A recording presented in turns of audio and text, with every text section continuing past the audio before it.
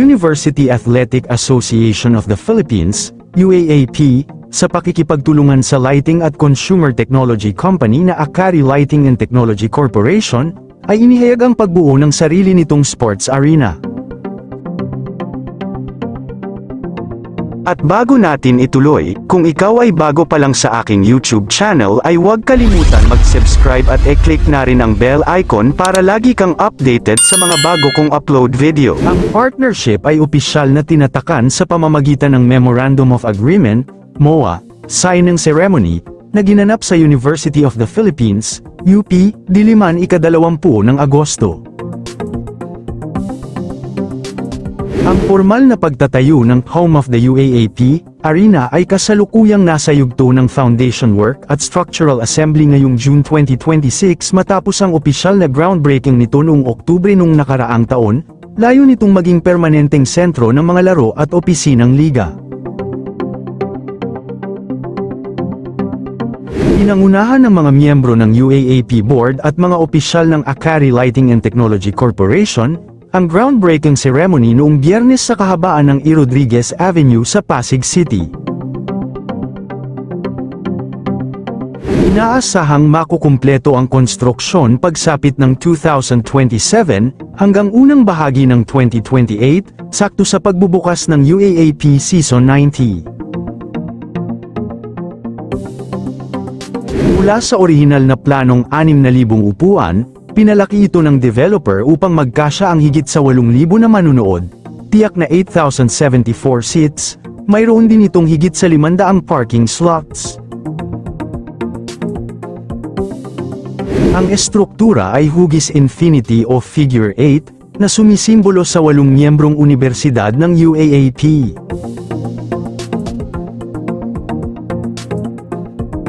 Ang labas ng arena ay may mga LED wall na magpapalit-palit ng kulay depende sa kung sinong unibersidad ang nanalo sa araw ng laro. Bukod sa main court, magtatayo rin ng mas maliit na sub-arena sa itaas na palapag ng parking facility upang sabay na makapag-host ng iba pang indoor sports. Dito na rin ilalagay ang magiging pangunahing opisina at headquarters ng UAAP. Magkakaroon ito ng mga retail shops, restaurants, at food hubs para sa mga mag-aaral at tagahanga. Ang proyekto ay pagmamay-ari at pinondohan ng Akari Lighting at Technology Corporation, kung saan ang UAAP ay papasok sa isang long-term lease agreement. Bagamat ito ang magiging sentro ng 18 sports ng liga, ang mga blockbuster games, tulad ng malalaking sagupaan sa men's basketball at women's volleyball, ay gaganapin pa rin sa mas malalaking venue tulad ng Smart Araneta Coliseum at Mall of Asia Arena. Bukas din ang pasilidad para sa mga konsyerto, graduations, at iba pang liga gaya ng PBA, PVL, at NCAA kapag walang ischedule ang UAAP. Ang Home of the UAAP ay makakapag-welcome ng mas maraming manunood sa oras na maging operational na ito, matapos nitong madagdagan ang kanilang seating capacity. Ang state-of-the-art na arena ay magsisilbing venue para sa indoor sports ng liga para sa collegiate at high school tulad ng basketball, volleyball, at badminton.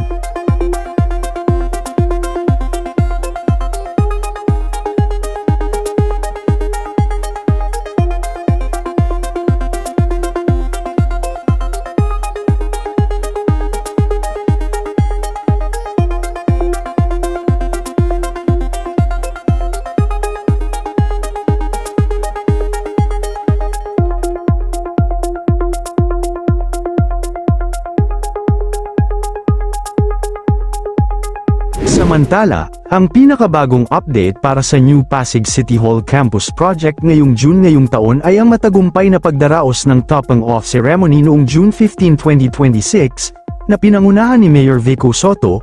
Ipinapakita nito na naging mabilis ang konstruksyon ng mega project na umabot na sa pinakamataas na bahagi ng istruktura sa loob lamang ng 8 buwan mula nang mag-groundbreak noong October 2025. Ayon sa anunsyo, naging higit na mabilis at epesyente ang trabaho nang walang nakitang negative slippage o pagkaantala sa schedule. Sa isinagawang inspection, nilinaw na ang bagong City Hall ay binubuo ng 4 na malalaking istruktura, 3 magkakakonektang tore, interconnected towers, na may 7th palapag at isang malawak na elevated plaza. Ilang buwan na lamang ang hihintayin at inaasahang pormal ng mabubuksan at magagamit ng mga Pasigenyo ang bagong pasilidad bago matapos ang kasalukuyang termino. Ang proyekto ay nagkakahalaga ng higit kumulang 9.2 hanggang 9.6 bilyon pesos na sumasakop sa kabuuang floor area na higit 66,000 hanggang 72,000 square meters. Dinisenyo ang gusali upang tumagal ng hanggang 100 taon, nilagyan ito ng mga modernong seismic isolators, board piles na may 60 metrong lalim, para maging earthquake-proof at flood-resilient. Bukod sa mga opisina ng lokal na pamahalaan, magkakaroon ito ng 1 hektar na pampublikong plaza at pocket gardens, mga evacuation center sa ilalim ng plaza, pasilidad para sa mga senior citizens, at makabagong infrastructure network. Kasama sa master plan ang pagpapanatili at pagsasaayos sa tanawin ng makasaysayang mutya ng Pasig Revolving Tower.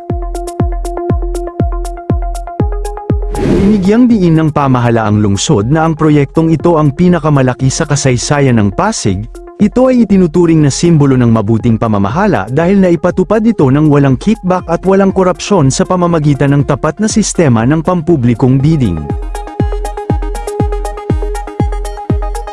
Habang ginagawa ang bagong gusali, ang mga transaksyon ng pamahalaan ay kasalukuyang pansamantalang isinasagawa sa Temporary Pasig City Hall, ang kasalukuyang lokasyon at operasyon ng Temporary Pasig City Hall, ang mga nakalatag na plano para sa Pasig Mega Market na kasama sa 10-year master plan, ang mga tampok na green spaces at eco-friendly features ng bagong campus.